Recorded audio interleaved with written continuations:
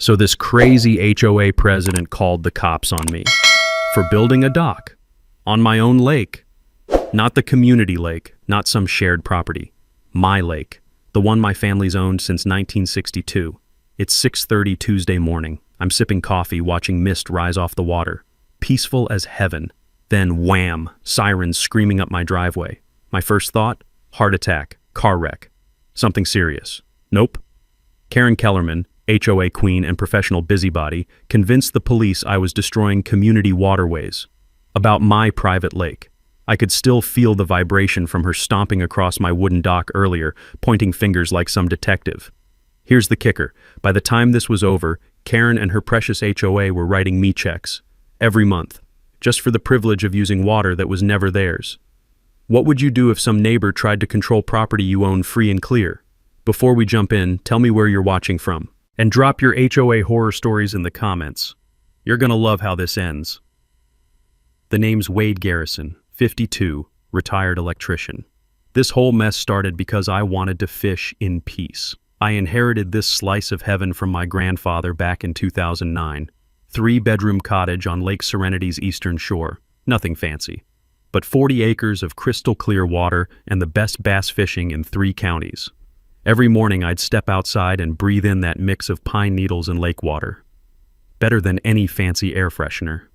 The loons would call across the water at dawn. Their voices echoed off the far shore like nature's own alarm clock. Grandpa bought this wilderness in 1962, built everything himself, cleared the shoreline, stocked the lake with bass and bluegill, even hand-carved the dock posts.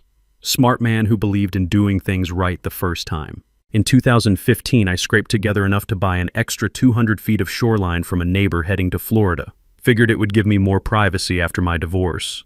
Life was quiet, peaceful. Just me, the fish, and 40 acres of mirror-smooth water.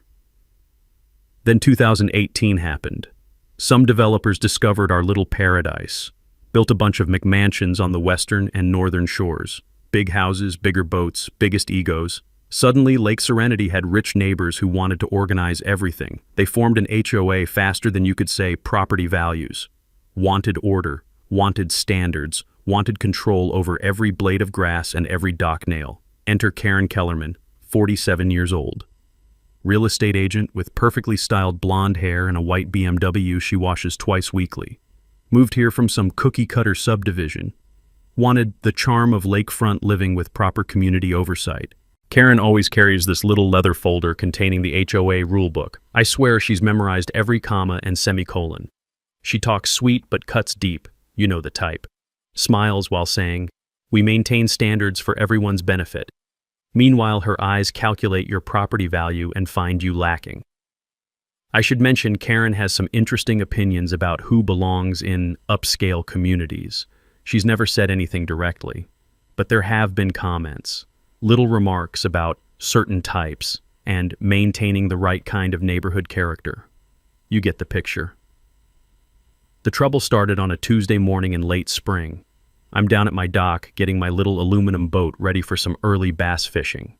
The wood felt like rough sandpaper under my bare feet. 60 years of weather had worn those planks smooth in some spots, splintery in others. That's when I heard it. Click, click, click. High heels on wooden dock planks. "Excuse me," Karen called out in her fake sweet voice. "You need to remove that unauthorized watercraft immediately." I turned around, coffee mug still warm in my hands. Steam was rising off the surface, mixing with the morning mist. "I'm sorry, what now?" She opened her little leather folder like she was serving a court summons, started reading in this robot voice. According to HOA Regulations Section 4.7, all watercraft must be architecturally approved and meet established community aesthetic standards. She pointed at my grandfather's humble 1960s rowboat like it was roadkill. That is definitely not approved. The morning air carried that earthy scent of cattails and old cedar. Peaceful sounds of water lapping against the shore made this whole conversation feel completely insane. "Karen," I said, setting my coffee down carefully, "I appreciate your concern, but I'm not part of your HOA, never have been. This property's been in my family since before your organization was even a thought." Her smile got tighter. Everyone on this lake follows our rules, period. We're responsible for maintaining property values and community standards for all residents. Not on my property, you're not. That's when Karen's sweet mask slipped completely. Her voice dropped to Arctic temperatures. We'll see about that. She clicked away down my dock, leaving angry tire tracks in my gravel driveway. I thought that was the end of it, like watching someone argue with a stop sign. You want to help, but the sign's gonna win every time. I was about to learn just how wrong I could be. 2 weeks after Karen's little dock visit, I thought we'd reached an understanding. She'd stay on her side of the lake, I'd stay on mine, and we'd both get on with our lives. Then my driveway got blocked. It started innocently enough. Tuesday evening, I'm coming back from the grocery store with a truck full of supplies. As I turn into my driveway, there's a wall of cars. 4 vehicles parked right across the entrance like some kind of roadblock. I sat there for a minute, engine idling, wondering if someone was having a medical emergency. Then I noticed the little HOA signs in each windshield and heard voices drifting from Karen's backyard. Emergency board meeting, apparently. How convenient. I walked over to Karen's property, groceries still sitting in my truck. The smell of citronella candles mixed with evening humidity as I approached their little patio gathering. Karen sat at the head of a folding table like she was chairing the United Nations. "Excuse me," I called out. "Could someone move their car? You're blocking my driveway." Karen looked up from her notes with this innocent expression that would make a Sunday school teacher proud. "Oh, Wade, so sorry. We're discussing community safety protocols. This was the only time everyone could meet." Now, here's something I learned during my 30 years as an electrician. When someone says, "this was the only time," they usually mean, "this was the most inconvenient time for you." It's like how emergency meetings always happen right when you need to get somewhere important. "No problem," I said, forcing a smile. "Just need to get my groceries in before the ice cream melts." 20 minutes later, they were still discussing protocols. My ice cream was soup and my patience was running thin. But watching Karen orchestrate this little power play gave me an idea. If she wanted to play games, maybe it was time I learned the rules. That night, I started digging through the paperwork my grandfather had left me. Dusty boxes in the basement, filled with contracts and surveys and legal documents I'd never bothered to read. Boring stuff, mostly. Until I found something that made my heart skip a beat. Turns out my property lines don't stop at the water's edge. They extend 50 feet into the lake itself. My grandfather had been smarter than I realized when he bought this place. I remembered him mentioning something years ago about water rights, but I'd never understood what he meant. The more I researched, the more interesting it got. The HOA had never filed any official claims for their lake access. They were basically operating on good faith and assumptions. And according to their own precious bylaws, the ones Karen quoted like scripture, any new water regulations required unanimous consent from all lake property owners. Since nobody had ever asked me to consent to anything, technically their whole system was built on shaky legal ground. It was like discovering your neighbor had been using your electricity for 3 years without asking. I spent the next morning installing security cameras along my shoreline. Nothing fancy, just basic units pointing toward the water. If Karen wanted to document everything I did, fair was fair. The cameras paid for themselves on day 1. I caught 3 HOA members, including Karen, walking along my shoreline with measuring tapes and notebooks, taking pictures, making notes, acting like they owned the place. I could have called the cops right then. Trespassing is trespassing. But sometimes you let people dig their own holes a little deeper before you hand them the shovel. Instead, I put up private property signs every 20 feet along my shore, bright yellow, impossible to miss. The sound of my hammer echoing across the water felt oddly satisfying. Karen's response was swift and predictable. Another call to the county claiming I was creating unnecessary tension and disrupting community harmony. The county official, clearly tired of Karen's repeat performances, basically told her to work it out like an adult. You could hear his patience evaporating through the phone. That's when I knew Karen had run out of official channels. No more cops, no more inspectors. No more bureaucratic backup. She was going to have to get creative. And boy, did she ever. I started seeing her white BMW cruising past my property twice a day. She'd pull over, take photos from the road, always careful to stay legal. But the real tell was when I spotted her floating offshore in a kayak, pointing a professional camera at my dock like some kind of lake paparazzi. Something big was coming. I could feel it in the humid air, the way you sense a thunderstorm building on the horizon. Karen's big plan revealed itself the following weekend in the most obnoxious way possible. Saturday morning, 6:30 sharp. I'm out on my dock with my coffee, watching the mist rise off the water like I'd done 1,000 times before. Perfect fishing weather, the kind of morning that makes you grateful to be alive. Then I heard them coming. Boat engines. Multiple boat engines. Getting louder. Around the bend came what looked like a miniature naval fleet. 5 boats, all flying little HOA flags circling my shoreline in synchronized formation. Karen led the parade in a gleaming white speedboat that probably cost more than my annual pension. Water Safety Patrol, she announced through a battery-powered megaphone that could wake the dead, ensuring proper boating protocols and community standards. I nearly choked on my coffee. These people were actually patrolling my water, acting like they were the Coast Guard. Honestly, it looked like a confused Navy SEAL team practicing formations around a guy just trying to catch bass. The absurdity was so thick you could fish with it. Every 15 minutes, they'd circle back past my dock. Karen would slow down, point that megaphone in my direction, and announce something about monitoring compliance with established waterway standards. The other boats followed her like ducklings, their wakes rocking my grandfather's old dock with unnecessary force. But watching their little water circus gave me an idea. All that research I'd been doing wasn't just about property lines. I'd stumbled across something interesting about navigation laws while reading through my grandfather's old files late one evening. Turns out there's this thing called no-wake zones. Makes perfect sense when you think about it.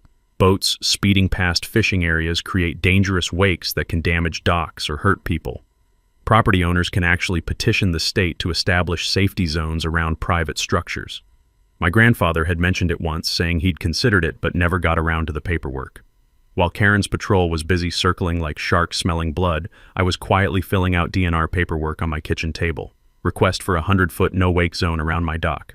Completely legal, completely reasonable, and something that would turn Karen's dramatic boat parade into the world's most boring slow-motion crawl. The irony was delicious. Karen thought she was controlling my activities, but she was actually giving me perfect justification to control hers.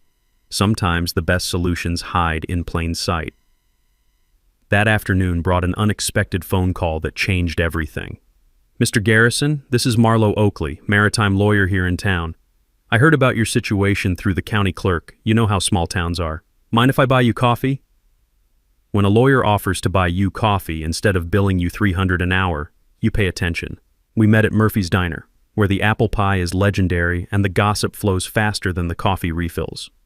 The red vinyl booths had seen decades of local drama, but nothing quite like this. Marlo had been watching Karen's HOA shenanigans for months.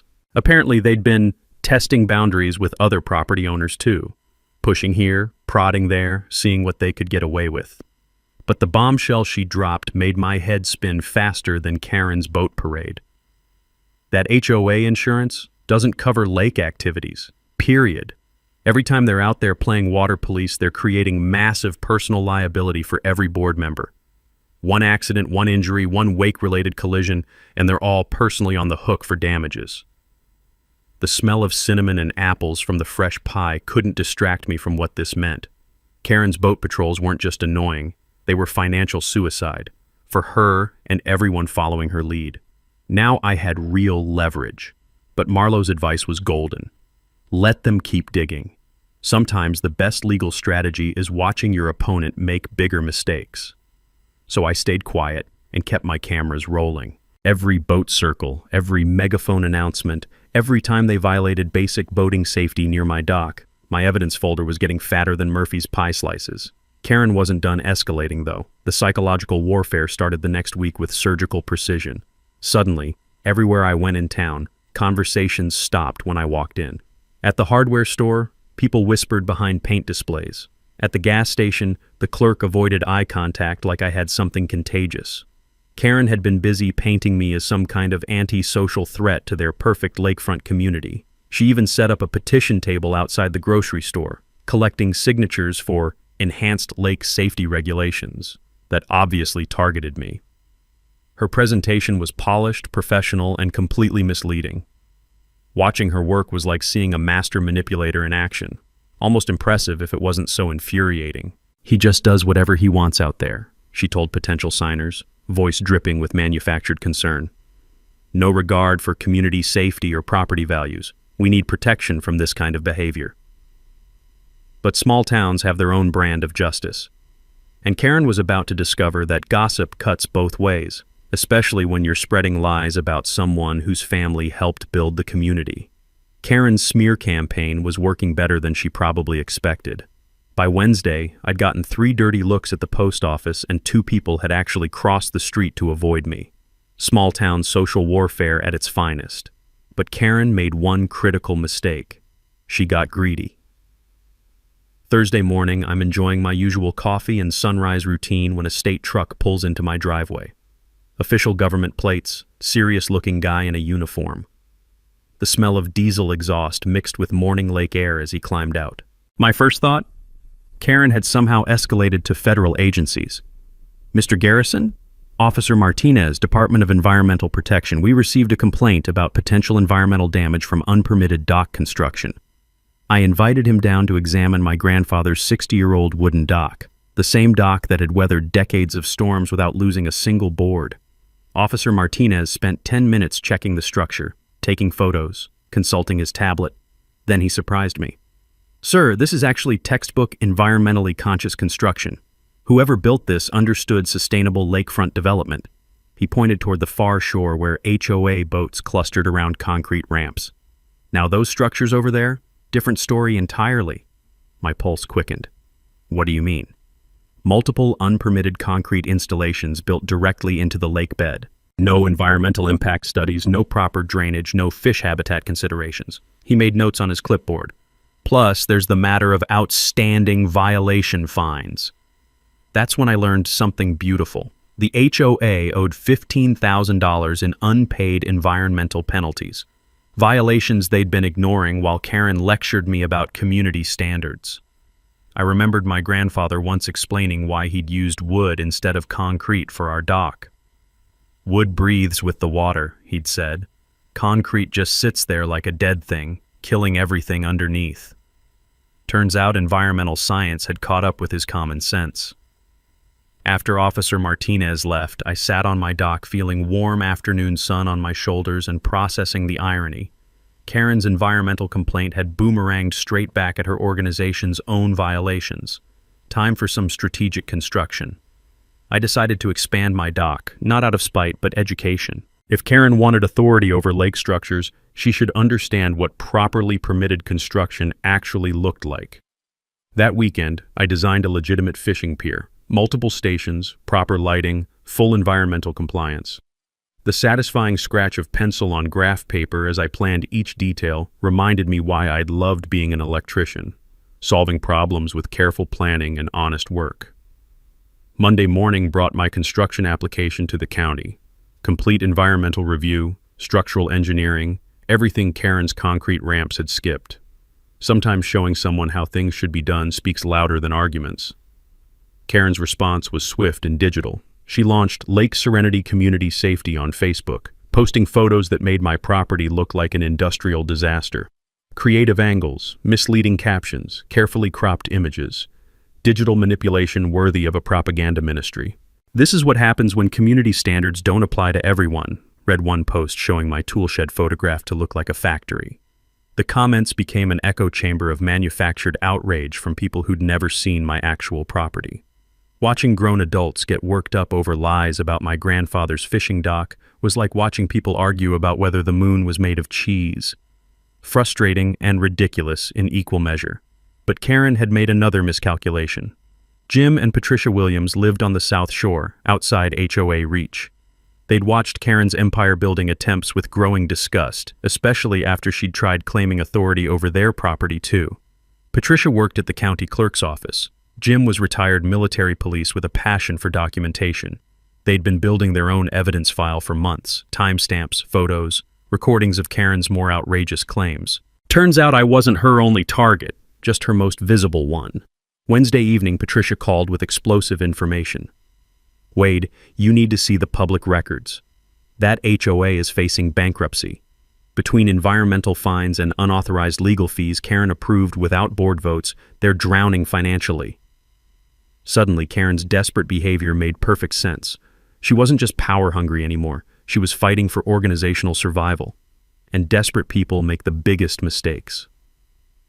That evening, something appeared in my mailbox that would change everything. No fancy envelope, no dramatic delivery, just information that had been hiding in plain sight for 60 years. What I found in my mailbox wasn't mysterious at all. Just a manila envelope with a return address I recognized, the law office that had handled my grandfather's estate. Inside was a note from his old lawyer's son, now running the practice. "Wade, we found this in Dad's files while digitizing old records. Thought you might find it interesting given what we've been hearing around town." The document inside made my hands tremble. Original lake development contract, dated 1962, signed by my grandfather and the county. I'd seen parts of it before during estate settlement, but never read the fine print. Never had reason to. Now I had every reason in the world. Section 12, paragraph 3. Developer retains perpetual exclusive rights to Eastern Shore Development Oversight and Consultation Authority for any community organization seeking lake management responsibilities. I read it 3 times before the words sank in. My grandfather hadn't just bought lakefront property. He'd retained legal oversight authority for anyone wanting to manage lake activities. The musty smell of old paper mixed with fresh lake breeze as I sat on my porch processing the implications. Section 15 was even better. Any community organization assuming lake management duties shall compensate the original developer family at fair market rates for consultation and cooperation services, calculated monthly based on scope of management activities undertaken. My coffee went cold as reality hit.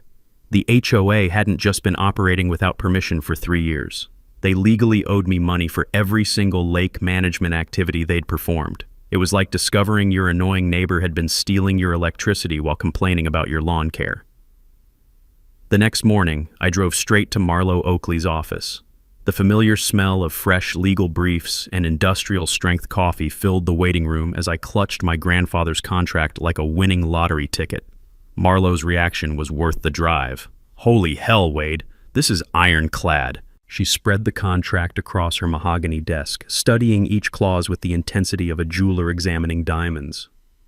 "Your grandfather essentially retained developer oversight rights in perpetuity. Every HOA lake activity without your consent is a contract violation." We spent 2 hours calculating what the HOA legally owed me. Lake management consultation, $500 monthly for 3 years. Boat launch usage fees for 24 households, $50 each per month. Environmental oversight for their unpermitted construction, $200 monthly. Total retroactive compensation, $28,800. But the real power wasn't in past fees. It was in future control. You don't just own your shoreline, Wade. You have legal authority over anyone wanting to manage lake activities. They need your permission, and they need to pay fair compensation. Marlo tapped the contract with her pen. In property law, original development contracts create binding obligations that transfer with ownership. They're nearly impossible to overturn. The takeaway was crystal clear. Always research original development contracts before assuming HOA authority extends beyond their actual legal boundaries. I sat back in Marlo's leather chair, watching dust motes dance in afternoon sunlight streaming through her window. 3 months ago, I'd been a retired electrician who just wanted to fish in peace. Now I held legal authority over the very organization that had been harassing me. The irony was so perfect it almost hurt. That evening, I drove to my grandfather's grave at Sunset Memorial. The granite headstone felt cool and smooth under my palm as I told him what his foresight had accomplished. He'd protected our family's interests 60 years into the future, probably knowing that someday developers would try to claim authority over what he'd built. "You always were 10 steps ahead, Grandpa," I whispered into the evening air, thick with honeysuckle and approaching rain. "Thanks for looking out for us." But as satisfying as this discovery was, I knew timing would be everything. Reveal too early, and Karen might find legal loopholes. Wait too long, and the financially struggling HOA might declare bankruptcy, making recovery impossible. The perfect opportunity was approaching. Karen had scheduled another emergency community meeting for the following weekend, promoting it on Facebook as a chance to address the ongoing property dispute threatening our community. She planned to present compelling evidence of my anti-community behavior and demand decisive action to protect property values. What Karen didn't know was that I'd be bringing my own evidence, evidence that would transform me from community threat to community authority figure in about 5 minutes. Time to let Karen dig just a little bit deeper before I buried her arguments completely. The next morning, I met Marlo at her office to plan what she called Operation Legal Reality Check. She'd outlined a 3-phase strategy on her whiteboard like we were planning the D-Day invasion of Karen's delusions.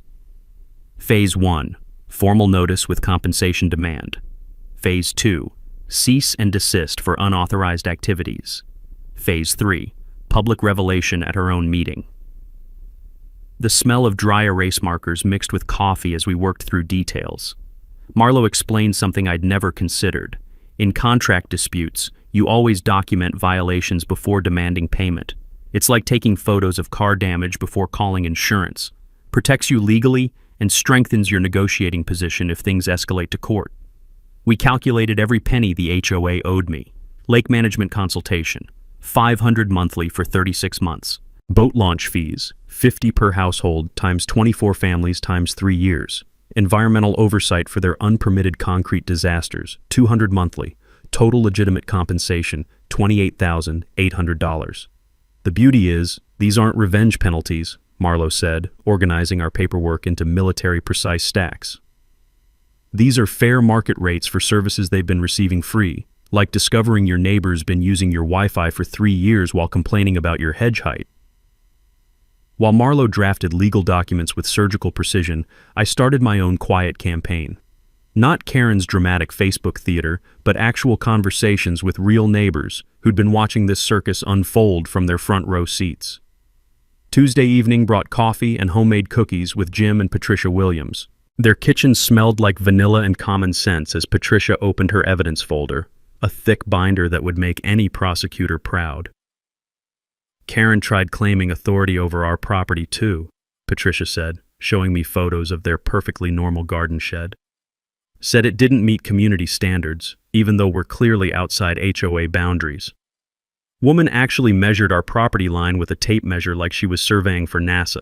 Jim's military background showed in his documentation. Timestamps, photographs, detailed notes written in neat block letters. 30 years in MP taught me to keep records, he said. Never know when you'll need evidence, and Karen's been testing boundaries all around this lake. Turns out 3 other families had similar grandfather clauses buried in their original deeds. Karen's HOA had been operating on pure assumption for years, never bothering to research the actual legal framework they claimed to enforce. It was like watching someone direct traffic without checking if they actually worked for the city. Wednesday brought my ace ally, marina owner Frank Rodriguez. His dock office overlooked the entire lake, and he'd watched Karen's empire-building attempts with professional amusement mixed with growing irritation. She's been telling my customers they need HOA approval to use my boat ramp, Frank said, laughing while showing me his permits folder. Problem is, my marina predates her HOA by 15 years. I've got environmental clearances they only dream about. Frank's records revealed something delicious. The HOA owed him over $3,000 in unpaid usage fees. Karen had been authorizing members to use his private facilities while refusing to pay established rates, apparently believing that HOA membership granted universal lake access. I've been patient because I like keeping peace, Frank said, straightening his already organized files. But if you're taking legal action, count me in. Time these folks learned how property rights actually work in the real world. Meanwhile, I continued building my dock extension.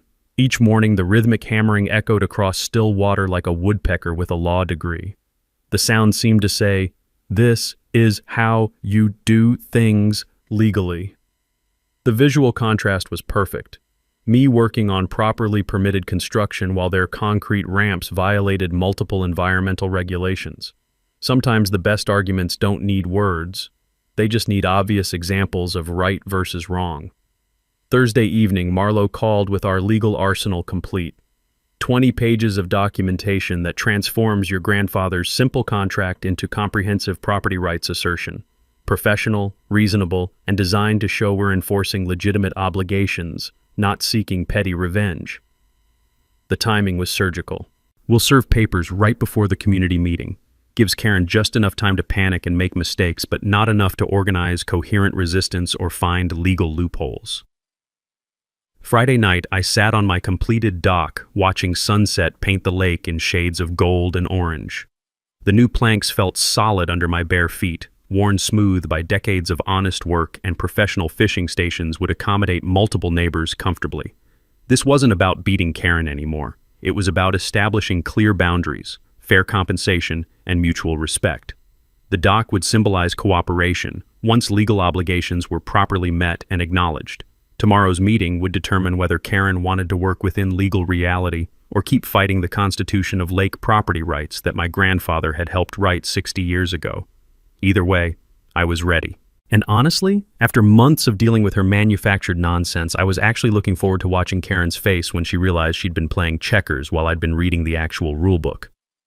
Saturday morning arrived with Karen's most desperate move yet.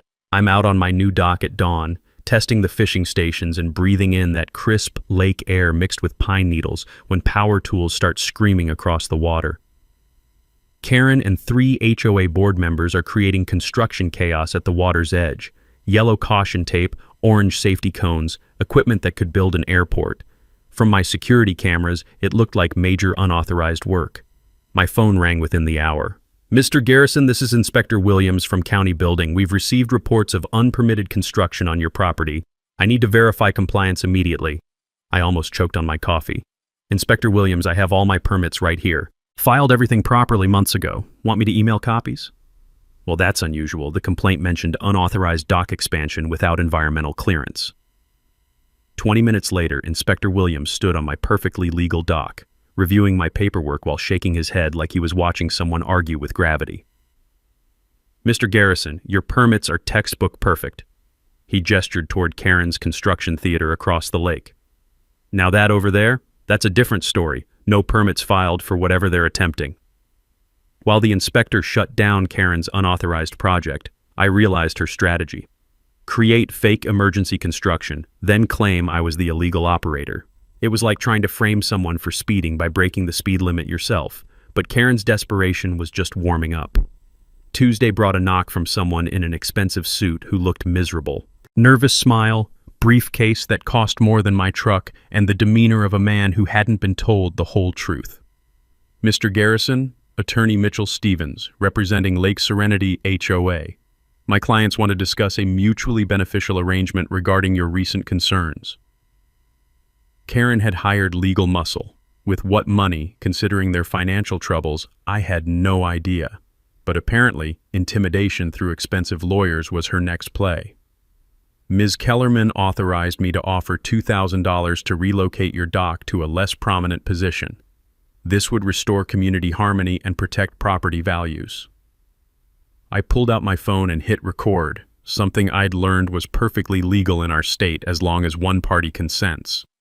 Always document when lawyers make offers, because memories get fuzzy but recordings don't lie. "Mr. Stevens, I appreciate the offer, but my dock stays where my grandfather built it 60 years ago. Tell your clients to research original lake development contracts before making more offers. Might save everyone some embarrassment." The lawyer left looking like someone had handed him a map to Atlantis. Smart attorneys ask the right questions before making offers. Desperate clients don't always provide honest answers. Wednesday brought Karen's most creative harassment yet. She organized daily wellness patrols, 5 boats playing different music at maximum volume, circling my shoreline every morning from 7 to 9. Classical, country, rap, death metal. The acoustic nightmare sounded like someone had put a radio inside a blender and hit puree. The cacophony bouncing off the water made my peaceful fishing mornings feel like a carnival from hell. But noise pollution works both ways. I retrieved my grandfather's old air horn, Coast Guard-approved emergency signal, loud enough to register on seismic equipment. Every time Karen's floating jukebox violated my 100-foot no-wake zone, they got a friendly safety blast. Amazing how quickly wellness patrols lose enthusiasm when someone returns their energy with compound interest. Thursday evening, Frank called with disturbing intelligence. "Wade, Karen's spreading dangerous lies at the marina. Claims you threatened violence and she fears for her safety." This was escalation to seriously dangerous territory. False threat accusations could involve police, create legal problems, damage reputations permanently. Karen was playing with dynamite now. "She's also telling people you plan to charge lake admission and commercialize everything," Frank continued, building quite the scary narrative about your intentions. Karen was constructing a two-pronged attack. Paint me as both physical threat and economic enemy. Classic manipulation, make people afraid, then position yourself as their protector. But she'd made one critical error. In desperation to destroy my credibility, she was creating more harassment evidence while proving she understood nothing about the legal situation she'd stumbled into. By Friday, the rumors had spread throughout town like spilled paint. At the hardware store, conversations stopped when I walked in. At the gas station, people avoided eye contact. Karen's character assassination was working, turning neighbors who'd known my family for decades into suspicious strangers. The irony was thick enough to cut with a fishing knife. Karen was destroying community harmony while claiming to protect it, creating the exact problems she accused me of causing. But every lie she told, every false claim she made, every harassment tactic she employed was being documented by multiple sources. My cameras, Frank's records, Jim and Patricia's notes, even social media posts she thought were helping her case. Karen was building the evidence file for her own downfall, one desperate move at a time. Saturday's meeting was going to be very educational.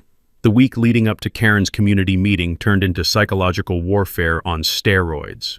She wasn't just spreading rumors anymore. She was conducting a full-scale media campaign designed to destroy my reputation before Saturday's showdown. Monday morning, I opened the local newspaper to find a half-page article titled, "Lake Community Faces Property Dispute." The reporter had clearly gotten most of their information from Karen, painting me as some kind of antisocial hermit threatening peaceful lakefront living. One longtime resident has been expanding dock structures without community consultation, the article read. Neighbors expressed concern about potential commercialization and environmental impact on this pristine family lake. The photo they used showed my dock from the worst possible angle, making my grandfather's humble fishing pier look like some kind of industrial installation. Meanwhile, Karen's quotes painted her as a concerned community leader just trying to protect everyone's investment. I called the reporter immediately. "This is Wade Garrison. I'd like to provide some context for your lake story." The reporter, a young woman named Jessica Oakley, sounded surprised to hear from me. "Mr. Garrison, I did try to reach you for comment, but no one answered your phone. I never received any calls, but I'd be happy to share documentation of property rights, environmental permits, and the harassment campaign your article doesn't mention." Within 2 hours, Jessica was sitting on my dock with a digital recorder, photographing my permits and reviewing my grandfather's original development contract. The smell of fresh newsprint from her notebook mixed with lake breeze as she took detailed notes. "Mr. Garrison, this completely changes the story. Why didn't the HOA mention your family's original development rights?" "You'd have to ask them, but I suspect they never researched the legal foundation before assuming authority." Tuesday's follow-up article presented a much different narrative. "Lake property rights traced to original 1962 development contract," read the new headline. Jessica had done her homework, interviewing county officials and reviewing public records, but Karen's response was swift and vicious. She organized what she called a community safety forum at the fire station, complete with printed flyers about protecting our lake from commercial exploitation. I didn't attend, but Jim Williams did. He called afterward with a full report that made my blood boil. "Wade, that woman stood up there and basically accused you of being a dangerous threat to community safety, said you've been making threatening gestures and that families are afraid to let their children near the water." The lies were getting more elaborate and more dangerous. Karen was systematically poisoning community sentiment while positioning Saturday's meeting as some kind of intervention to protect innocent families from my imaginary threats. Wednesday brought Karen's most calculated move yet. She contacted my insurance company claiming my dock expansion created liability risks for neighboring properties. Apparently, she'd researched enough to know that insurance investigations could create serious financial problems. The insurance adjuster, a pleasant woman named Maria Santos, arrived Thursday morning to inspect my property. The sound of her heels clicking on my dock planks echoed across the water as she examined every joint and support beam. "Mr. Garrison, I have to say, this is some of the finest dock construction I've seen. Your permits are in perfect order, and the environmental compliance is exemplary." She photographed the structure from multiple angles. Whoever filed the complaint clearly doesn't understand maritime construction standards. Maria's report would actually strengthen my position, but Karen's strategy was becoming clear. She was trying to create so many bureaucratic problems that I'd eventually surrender just to make the harassment stop. Thursday evening brought the most disturbing development yet. Patricia Williams called with urgent information from her county clerk connections. Wade, Karen's been researching your personal finances through public records, property taxes, business licenses, anything she can access legally. She's building some kind of comprehensive file on you. This was stalking behavior disguised as community research. Karen was crossing lines that transform neighborhood disputes into personal harassment campaigns. The fact that she was using public records made it legal, but no less invasive or threatening. Friday morning, I discovered Karen had created a second Facebook group called Lake Serenity Truth Forum. This one was private, invitation only, and dedicated entirely to sharing evidence of my anti-community behavior.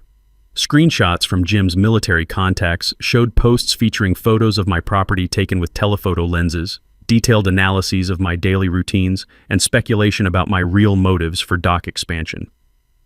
It was like reading a conspiracy theory forum dedicated to my fishing habits. The group had 43 members, including several local business owners and 3 city council members. Karen had been more effective at community organizing than I'd realized, but she'd also created a digital paper trail of harassment that would be invaluable evidence if the situation required legal intervention. Every screenshot, every post, every member list was being documented by allies who understood the importance of evidence. Saturday morning was going to be interesting. Karen had successfully painted me as a community threat, but she'd also given me everything I needed to prove her harassment campaign violated both legal and ethical boundaries.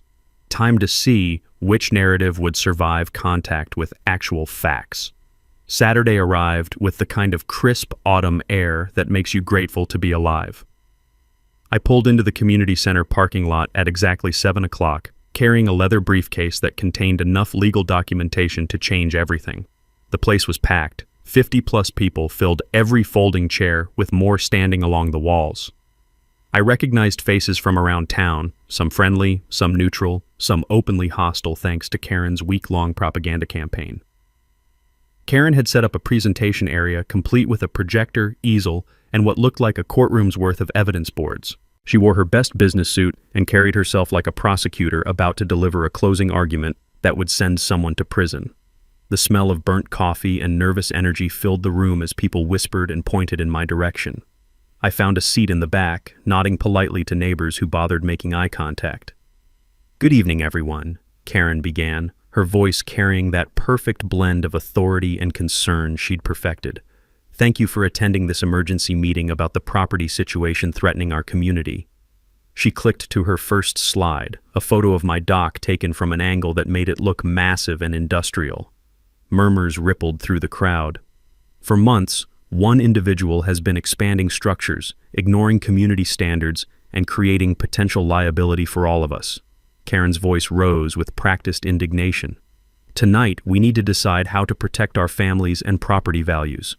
She spent 15 minutes building her case. Photos, complaints, manufactured evidence of my anti-community behavior.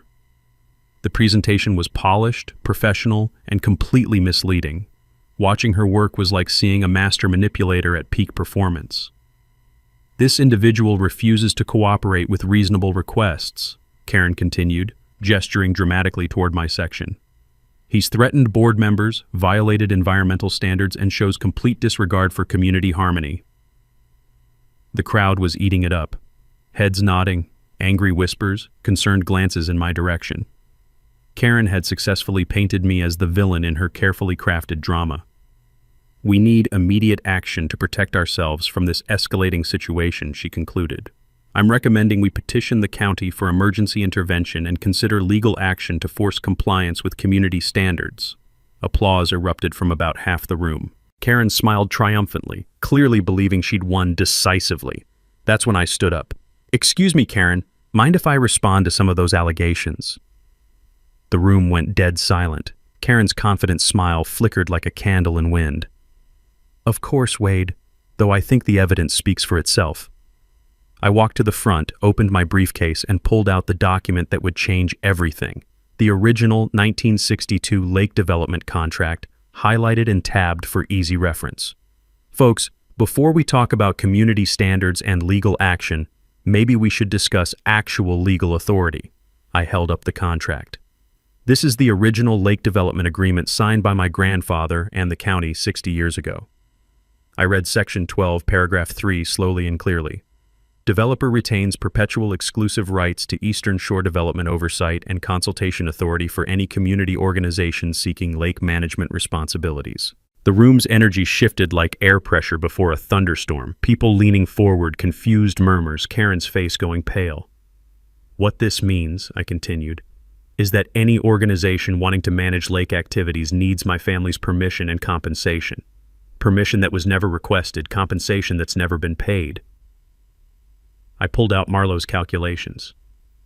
According to fair market rates, the HOA owes my family $28,800 in retroactive consultation fees for 3 years of unauthorized lake management. Karen tried to interrupt. That's ridiculous. That contract can't possibly... It's been verified by maritime lawyers and county officials, I said calmly. But here's the interesting part. I'm not interested in bankrupting anyone or destroying the community. I looked around the room, making eye contact with as many people as possible. I'm proposing a simple solution. The HOA pays a reduced settlement fee, gains formal access rights under fair usage agreements, and we all work together on legitimate community improvements. A man in the front row raised his hand. What about all these allegations of threats and anti-community behavior? I pulled out my phone, connected it to Karen's projector, and started playing security footage. This is every interaction I've had with HOA board members. You can judge for yourselves who's been threatening whom.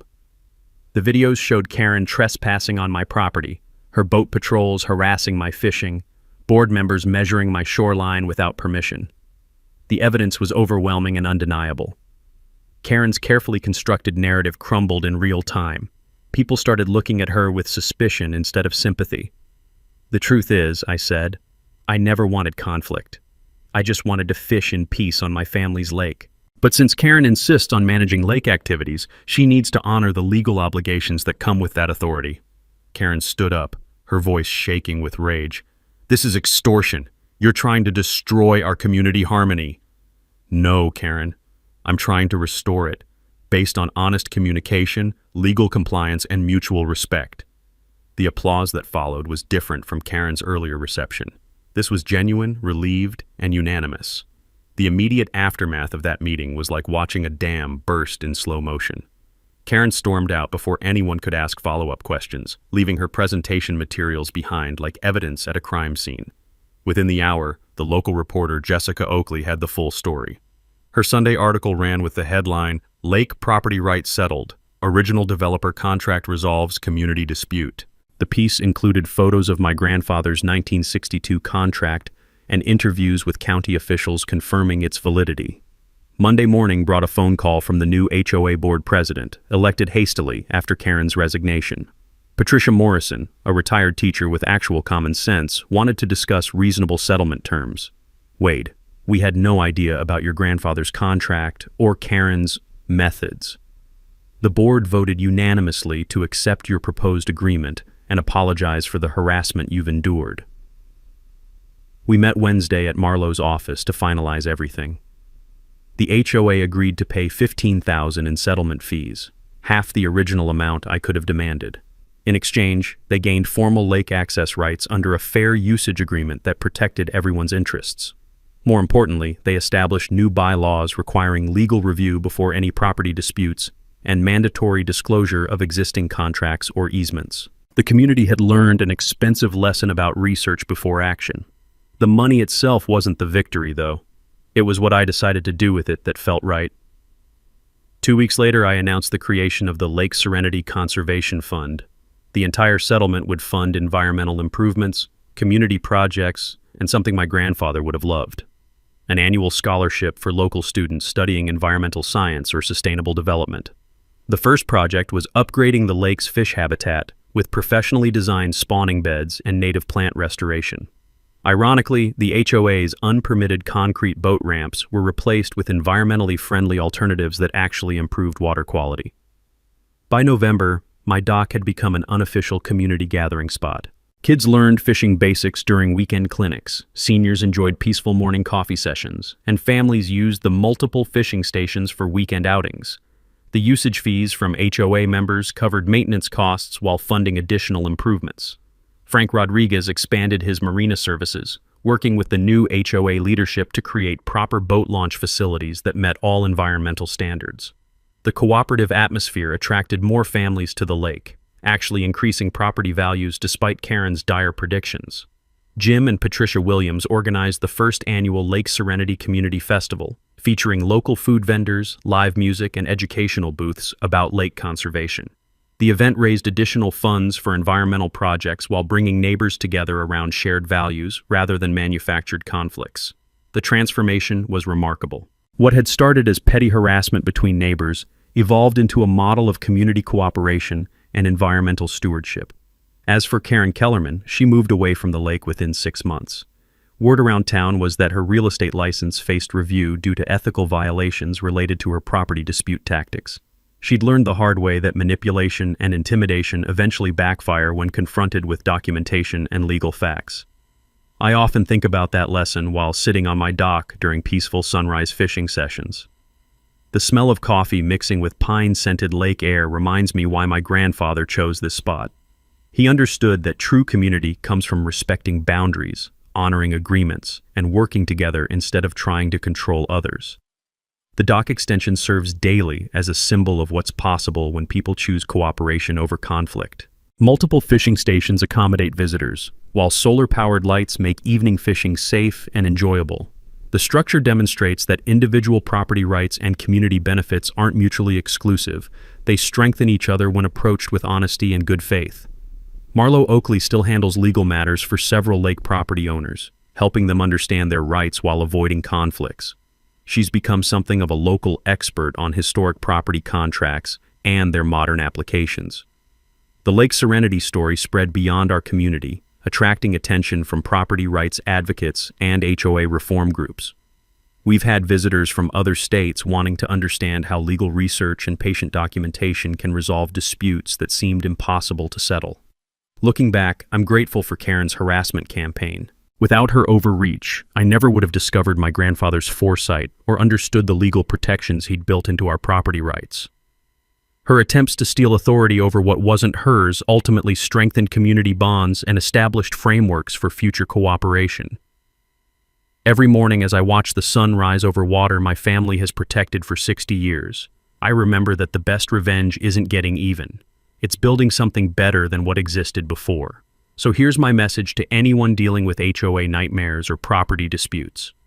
Document everything, research your rights, find good legal help, and remember that patience plus preparation usually defeats manipulation plus intimidation. And hey, if you've got your own HOA horror story, drop it in the comments. You never know who might learn something that helps them stand up for their rights. Don't forget to subscribe for more stories about turning conflict into community benefit, because sometimes the best victories are the ones that make everyone's lives better in the end. Thanks for hanging out with us on HOA Stories, where the HOA Karens meet their match. If this story had you cheering or cringing, go ahead and like the video, drop a comment with your reaction, and hit subscribe so you're ready for the next wild HOA tale.